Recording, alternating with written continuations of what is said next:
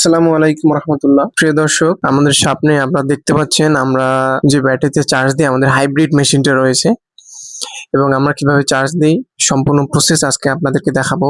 Plus এবং যে মাইনাসটা রয়েছে, এখানে মাইনাস, এখানে মাইনাস এবং প্লাস, আবার দিলাম মাইনাস, আবার প্লাস, ওপাশে মাইনাস, প্লাস, মাইনাস, মানে এভাবে ক্রমান্বয়ে করে আমরা আসলে সিরিজের মাধ্যমে ব্যাটারিটা সম্পূর্ণ কার্য সম্পন্ন করে আমরা চার্জে বসাই। এবং চার্জে বসানোর পূর্বে অবশ্যই আমরা এটা চেক দিই কি পরিমাণ পানি আছে।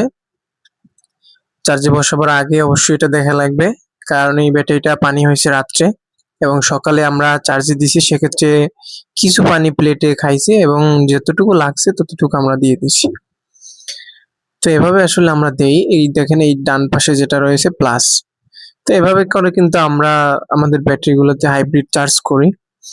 এই হাইব্রিড চার্জ করা আসলে এটা বলার উদ্দেশ্য হচ্ছে আমাদের এই চার্জারটার দাম অনেক, প্রায় ৮০,০০০ থেকে ১,০০,০০০ টাকার মতো হয়ে থাকে।